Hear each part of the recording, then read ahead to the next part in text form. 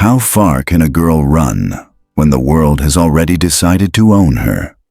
The question hangs like frost in the air as the first days of the new year settle heavy over Philadelphia, the city wrapped in slate-colored sky and bitter wind. Emily Ward moves through the darkness before dawn as if every footstep might shatter the thin sheet of courage she carries inside her chest. She is 20, but life has carved the years deeper, and tonight she walks not as a daughter, not as a ward, not as a possession, but as someone trying to outrun a future that feels like a death sentence. In the cramped house of Harriet and Leonard Doyle, the air has always tasted stale, like old sickness and anger that never cleared. They raised her only in the sense that a trap holds a rabbit. Now they have found a buyer, Jonathan Hale, a man whispered about in alleys and kitchen corners, the one with the dead wives and the cold hands. Emily heard enough to understand that this was the end of everything. She was not meant to be asked. She was meant to be delivered. But a small thing, just ink on paper, found her first. A newspaper folded and forgotten. A letter that followed. A man who used simple words instead of twisting them like knives. Nathan Cole, a rancher in Colorado, needing a wife who would not be required to love him, only to live beside him. He promised shelter. He promised respect. And respect, for Emily, felt like something sacred, something almost unreal. He mailed her the money for the journey.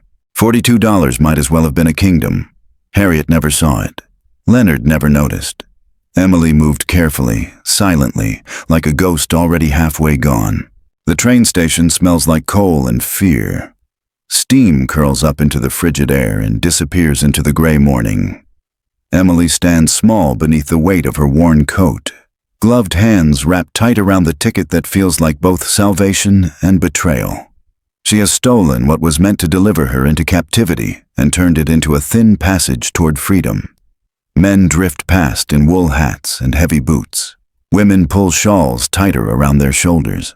No one looks twice at her, and yet she feels exposed, as if the city itself will call out her name. She boards before the thought of turning back can tempt her. Inside the train car, she takes a seat near the window and watches the city pull away, brick by brick, chimney by chimney, until it becomes memory. The miles stretch long and white across America. Snow lies thick over fields and forests, and the world looks like it has been quieted on purpose. Emily listens to the hum and rattle of the wheels, the murmurs of strangers, the wind beating against the glass. She sleeps in broken pieces, waking from dreams of Hale's dead eyes, of Harriet's sharp voice, of Leonard's heavy footsteps on the stairs. Then she thinks of Nathan, not with romance. She does not yet know what that feels like, but with a strange steadiness. His letter had been awkward, almost painfully honest. He said he had one eye. He said he was not charming. He said he would treat her fairly. Those words settled into her bones like a promise she had never heard before. Sometimes she presses her hand over her heart just to make sure it is still beating. Across the plains, the world opens wider than Emily ever imagined it could. Cities thin into towns. Towns fade into scattered houses and barns. She sees frozen rivers gleaming under winter's sun. She sees mountains rising in the distance like the backs of sleeping giants. The further west she goes, the quieter the world becomes, until it feels like the earth itself is holding its breath. She wonders what it will mean to stand in that silence. She wonders who she will be when she arrives. Men on the train glance at her sometimes. Not cruelly, not kindly either. Just curious. A young woman traveling alone looks like a story waiting to happen. Emily keeps her gaze lowered, voice soft if she must speak. She has learned the shape of danger. She carries it inside memory. When a talkative matron sits beside her for a stretch of miles, Emily answers gently, carefully, saying only that she is going to live with family. The lie lands easily. No one asks more. At night, when the train cuts through darkness and the windows reflect only her own pale face, Emily measures her fear against her hope. Fear is heavy. Hope is lighter, fragile as breath on glass. But it is still there, Silver Creek arrives under a sky washed faint blue by thin winter light. The wooden platform is dusted with snow. Horses snort clouds into the air. A handful of townspeople move along the street as if life here does not rush, only continues. Emily steps down onto the platform and feels the shock of cold through her boots. And then she sees him. Nathan Cole stands a little apart from the others. Tall, broad-shouldered. A face both handsome and marked by hardship. One eye clear and steady. The other lost, shadowed by the scar that speaks without words. He does not hide it. He does not look away. Instead, he removes his hat when she approaches, like a man raised to remember politeness even if he seldom uses it. "Miss Ward," he says quietly. His voice is low, careful, not unkind. In that moment, Emily understands that whatever happens next, this man will not pretend to be anything other than what he is. And for the first time in her life, that feels like safety. The wind whistles through the street, tugging at her coat. The year has only just begun. Somewhere behind her lies a past that would have devoured her whole. Somewhere ahead waits a wild world, a lonely ranch, a stranger who might become something more than a name on paper. Emily nods, not trusting her voice. She is frightened. She is determined. She is no longer running from the world. She is walking into it. And the story does not slow down. They walk to the general store because there is nowhere else to go in Silver Creek if you need to change your life. Nathan carries her small carpet bag. Emily moves beside him, measuring her steps to the crunch of snow, feeling curious eyes from the boardwalk. A young woman arriving with a man like Nathan will always stir talk, but the town keeps its distance. He opens the door for her. Warm air tinged with coffee and old timber wraps around them. Inside, shelves are crowded with everything a life might need. Mr. Fletcher, the storekeeper, looks up from his ledger. His gaze flicks from Nathan's scar to Emily's face, and then settles into a polite, cautious expression. "Nathan," he says, "you here for the supplies?" "And something else," Nathan replies. "This is Emily Ward. We'll be needing a witness." Mr. Fletcher's brows rise. He has seen enough years to know what it means when a man brings a woman into his store with that settled hesitation. "The pastor's at his sister's place," Fletcher says. "Snowed in out by the creek, but I'm still licensed from the old days." Nathan glances at Emily, giving her the chance to speak. It strikes her that no one has ever done that before. "If you're sure," he says softly. Emily feels every mile she has traveled pressing in on this moment. The train, the letter, the way Philadelphia vanished behind her. Jonathan Hale's shadow still stretches across her memory. She thinks of Harriet and Leonard, their voices debating her worth like a number on a ledger. Then she feels the room around her, the heat from the stove, the way Nathan stands close but not too close. "I'm sure," she answers. The ceremony is quick. Mr. Fletcher finds his old book and reads the words.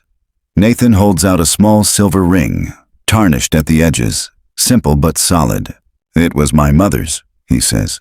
"If you'd rather not wear it, I'll understand." Emily looks at the ring and feels something twist in her chest. Not romance, but history. She lets him slide it onto her finger. They exchange vows that are more about weathering than romance. Words about sharing burdens, care, protection. Mr. Fletcher signs the paper, shakes their hands, and pours 2 chipped cups of coffee. When they step back outside, the sky has deepened. Emily is now Emily Cole, though the name feels new and stiff. Nathan leads her to a sturdy wagon hitched to a bay horse, the boards brushed with frost. "It's about 3 hours up into the hills," he says, helping her climb into the seat. "Road's not bad if we keep ahead of the dark." The town slips away quickly, replaced by open land and rising trees. For a time, they travel in silence. Emily keeps her hands tucked into her lap, her eyes tracking the way the land lifts and folds. The mountains loom closer, sharp and watchful. "Are you afraid?" Nathan asks at last. She thinks about lying. Instead, she exhales slowly. "Yes," she admits, "but I was more afraid of staying." He nods once. Snow clings to the edges of his coat. The patch over his missing eye is plain. When their eyes meet, his single blue eye holds steady. "I won't promise you an easy life," he says. "Just an honest one. I don't drink. I don't raise my hand to anyone under my roof. You'll have your own room, your own say in the house." "All right," she whispers. By the time they reach the ranch, the sky is bruised with twilight. The house emerges from the trees, a modest structure with a pitched roof, smoke curling from the chimney. A barn stands nearby, fences circling a stretch of frozen pasture. It is not large or grand, but it is clean and solid. And as Emily steps down from the wagon, she feels something in her chest loosen. Inside, the house smells of wood smoke. The main room holds a table, 2 chairs, a small stove, and shelves with neatly arranged dishes. Doors lead off to a bedroom and a storage room. Nathan picks up her bag and gestures toward the closed door. "That room is yours," he says. "You can arrange it how you like. I'll sleep out here until you say different."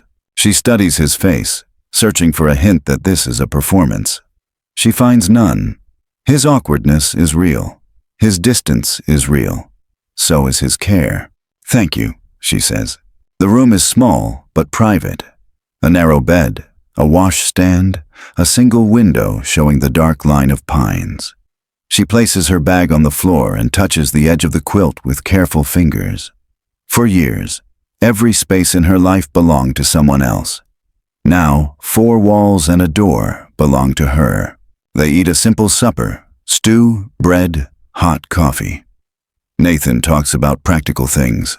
The animals, the fences, the way snow piles against the north wall. Emily listens, learning the shape of his world. He does not ask about Jonathan Hale. He asks instead if she prefers more sugar in her coffee, if she gets cold easily, if she can sew. Later, when she lies in her narrow bed, she hears him settle onto a pallet in the main room. The house creaks with the shifting temperature, the wind sighing around the eaves. Out here, the night is large and indifferent. Inside, there is warmth, a closed door, a ring on her finger. She is married to a man she barely knows. There is distance between them, a careful, deliberate space neither of them rushes to cross. But in that distance, there is also something else beginning, thin as the first line of light before dawn, and just as real. For the first time in her memory, Emily falls asleep not wondering who will open her door, but knowing they will not unless she asks. Winter settles over the mountains like a slow and quiet verdict.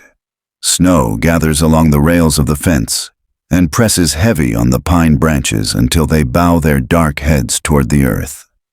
Each morning, before the sky has fully decided on daylight, Emily rises and pulls on her boots, wrapping her shawl tight around her shoulders as if she is holding herself together. Nathan is usually already outside by then, his figure a dark shape moving through the pale world. She hears the steady scrape of a shovel, the muted clank of a pail, the low murmur of his voice as he speaks to the horse like an old friend who never interrupts. The cold becomes a constant companion. It bites through gloves and cloth. It reddens cheeks and stiffens hands. Yet life must continue.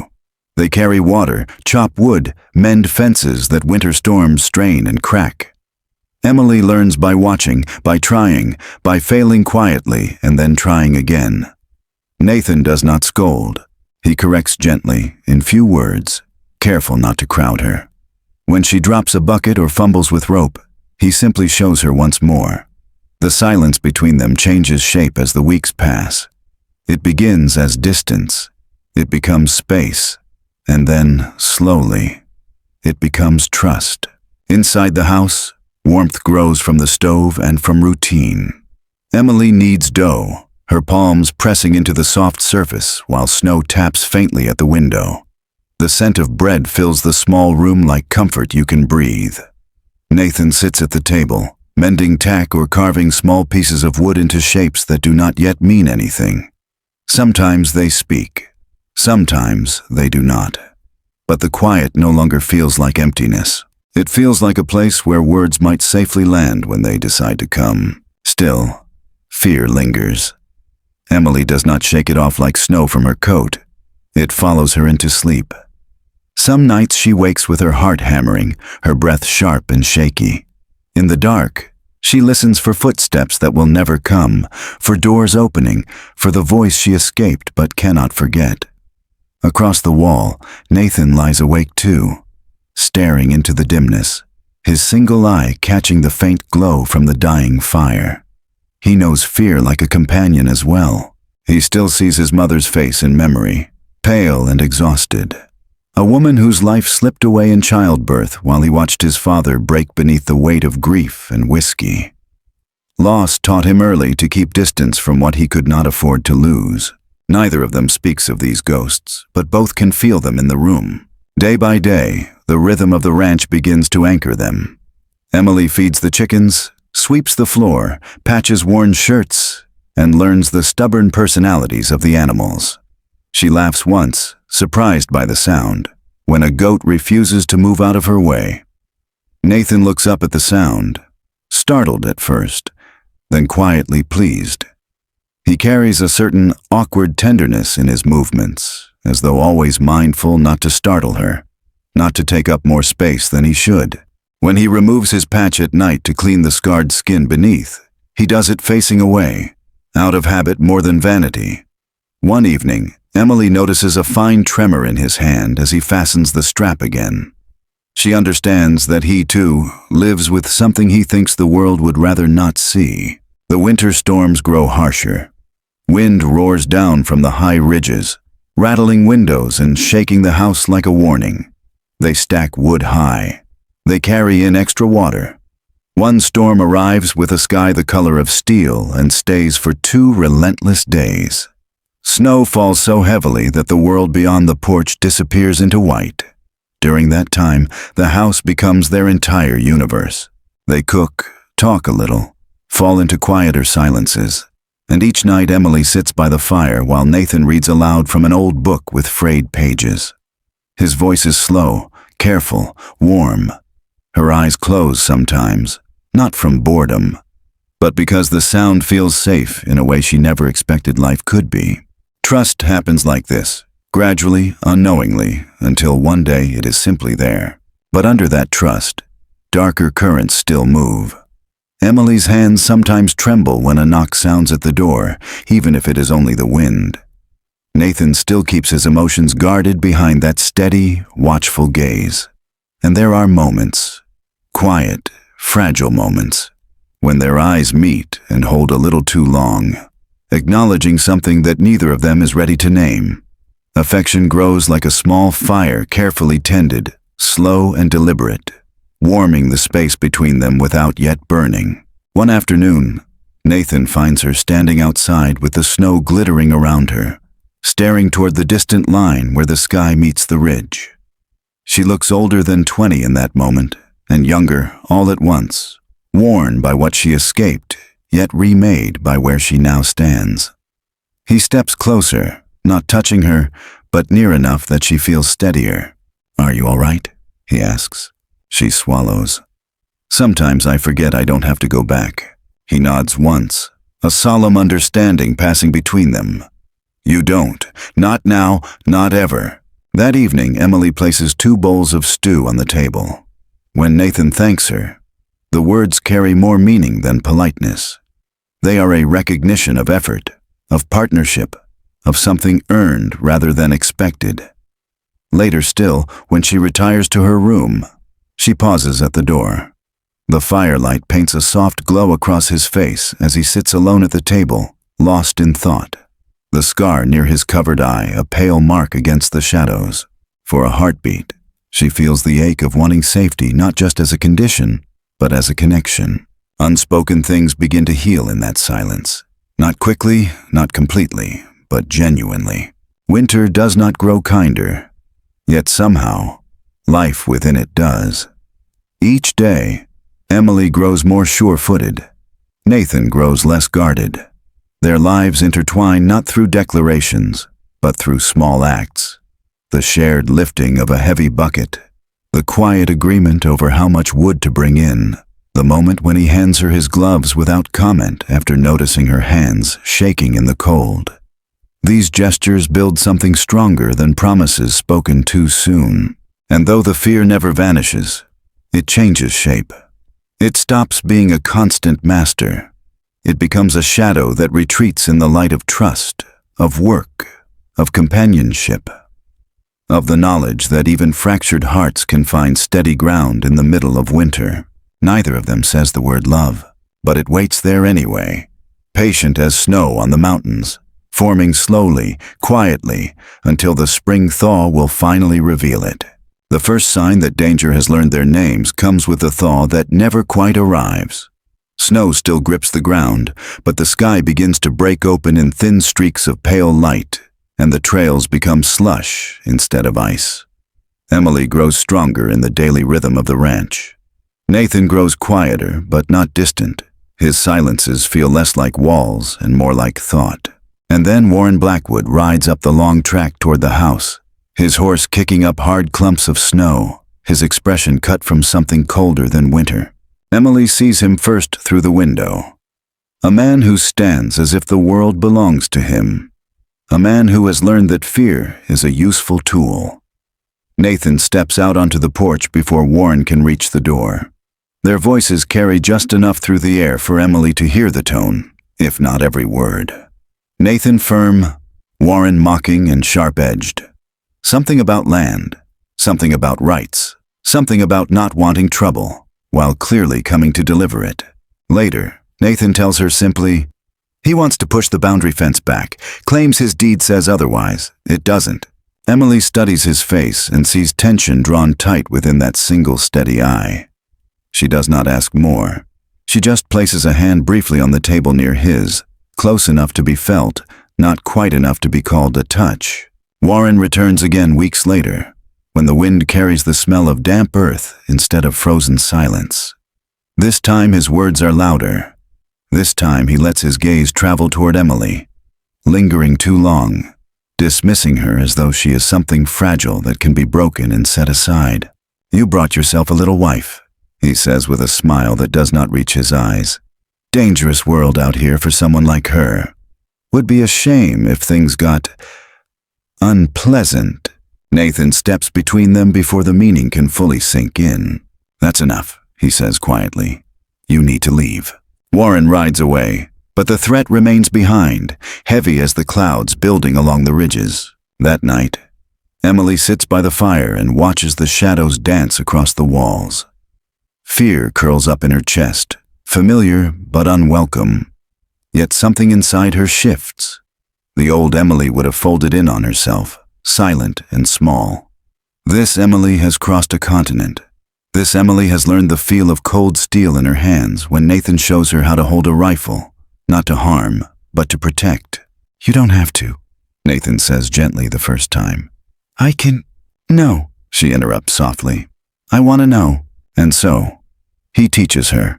Carefully, respectfully, his voice steady, his hand guiding, not controlling. The echo of each shot rings through the valley, scattering birds into the air. With every sound, Emily feels a little less like prey, and a little more like a person shaping her own fate. But fear is not done with them yet. One afternoon, while Nathan travels into town for supplies, Emily is alone at the ranch with the animals and the quiet hum of wind through pine needles. She hears the horse before she sees him. Warren reins in at the yard, slides from the saddle, and walks forward like a man who believes there will be no consequence. He does not smile this time. Your husband isn't here, he says, which makes things simpler. Emily stands in the doorway. The rifle rests calmly in her hands, not shaking, not uncertain. Her heart pounds, but she does not step back. She does not run. You need to leave, she says, voice low, steady. This isn't your land. He sneers, takes a step forward. You think you're safe out here? You think he can protect you forever?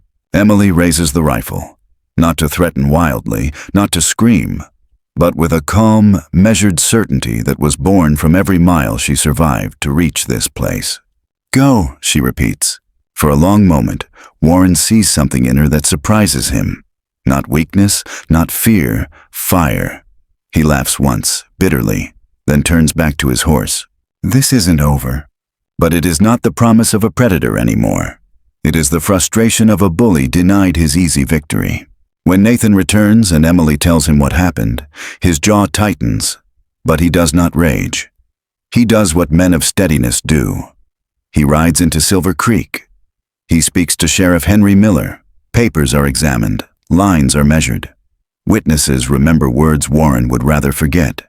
It takes time, but the truth holds. Warren's claims collapse under scrutiny.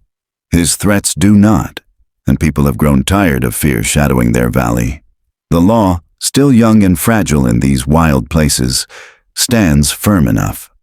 Sheriff Miller places Warren under arrest for trespass, destruction of property, and intimidation. The man who once believed himself untouchable is led away under the cold light of morning. Emily watches from the porch. Nathan stands beside her. The mountains loom quiet and eternal behind them. For the first time since arriving, she feels the world shift from merely surviving toward something steadier, something chosen. That night, Nathan thanks her, not for being brave, not for standing her ground, but for trusting him enough to tell the truth. Emily realizes that courage is not the absence of fear. It is the decision to keep living fully despite it.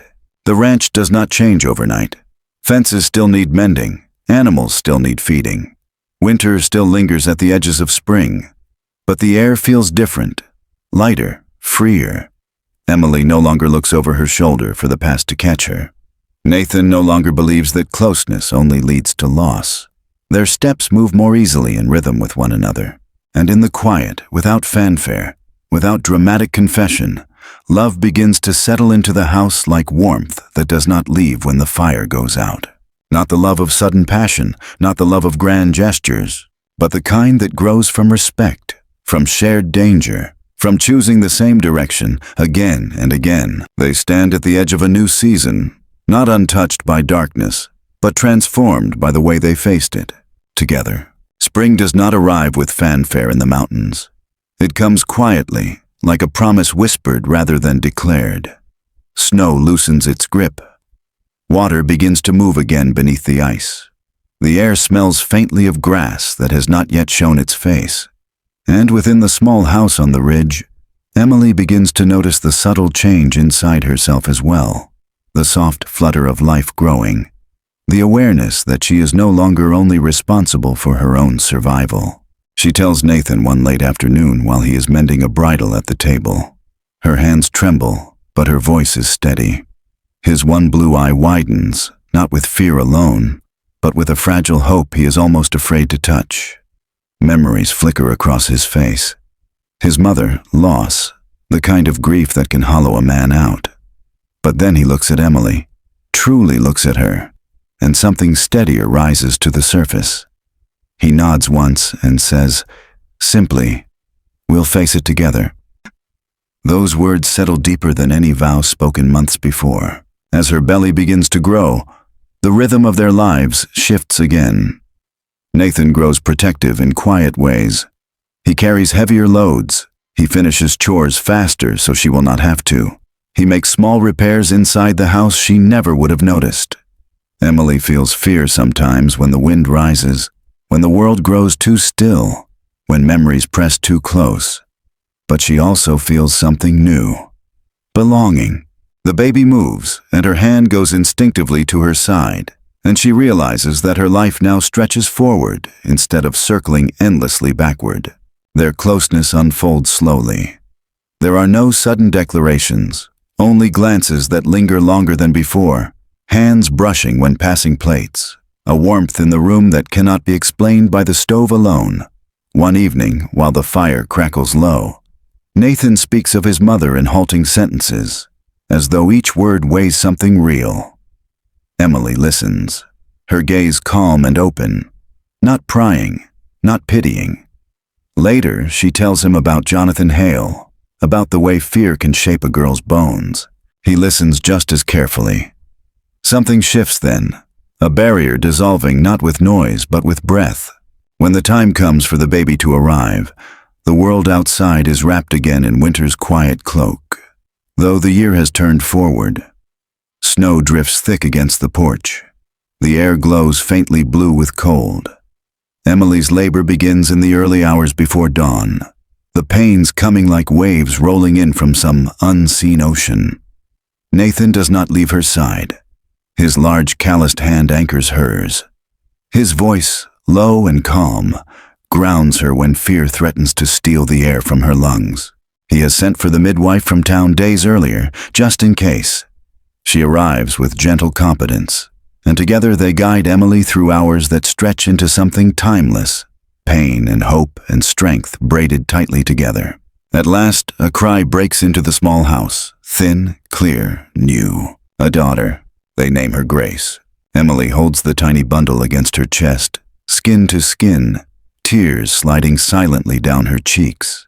It feels like some long-closed door inside her heart has finally opened to the light. Nathan sits beside the bed, his head bowed, shoulders shaking, silent with a gratitude that feels almost too large to carry. He touches the baby's small hand with reverence, as though afraid she might vanish into air if he presses too hard. Life falls into a different rhythm after that. Nights become measured by feeding and soothing. Days soften under the quiet sounds of an infant's breathing. Outside, the land continues its slow march toward spring. Inside, the house feels somehow bigger, as if hope has taken up physical space. Emily walks the floor with Grace cradled in her arms, humming lullabies she didn't know she remembered. Nathan carves a small wooden chest, his hands working carefully, shaping something meant to last. Love is no longer silent now. It is not dramatic or reckless. It is steady. It is chosen. It is the way Nathan lifts the baby with arms that once only knew the weight of tools and saddles. It is the way Emily looks at him and does not see the scar as a wound, but as a part of him that has survived. 2 years pass like breath. Grace grows strong and curious. The ranch prospers under their quiet partnership. The neighbors know them as the Coles, the couple who faced trouble and stayed standing, the couple who built something good in a hard place. On another New Year's morning, the mountains stand wrapped in snow again. Emily sits on the porch with Grace tucked against her side, the child's mittened hand pointing toward the distant ridge. Nathan stands behind them, warm and still, like a home built of flesh and bone. They do not speak for a while. They do not need to. Emily thinks of Philadelphia, of a girl who once believed her life belonged to everyone but herself. She thinks of the train, the snow, the fear, the fragile hope she carried west. And she understands, finally, that courage was never the absence of fear. Courage was getting on that train anyway. Courage was trusting a man who offered nothing but honesty. Courage is what she lives now. Love that does not trap but frees. Nathan watches his wife and daughter and knows with quiet certainty that the life he once feared to hope for has become real. Not perfect, not without shadows, but honest. And enough. The wind brushes across the porch, soft, almost like a blessing. Winter is still here, but it feels different now. Gentler, kinder, like a season rather than a sentence. And inside the warmth of that small mountain home, two wounded souls continue to choose each other again and again. As the world turns slowly toward spring, the winter story closes slowly, like a book resting shut beneath quiet hands. Emily, who once ran through darkness with only a flicker of hope, now sits in the soft glow of a life she chose. Nathan, who once hid his heart as carefully as his scar, now lets it live in the open air. Grace's laughter carries lightly through the house, bright and unburdened, as if the past has finally loosened its hold. The ranch remains simple, steady, honest, wood warmed by firelight, the scent of bread in the air, the wind whispering through the pines. Love is no longer a distant promise. It breathes in every room. And as night settles gently across the valley, the world feels quiet and safe, like a story that will continue long after the telling ends. End of article. Good night.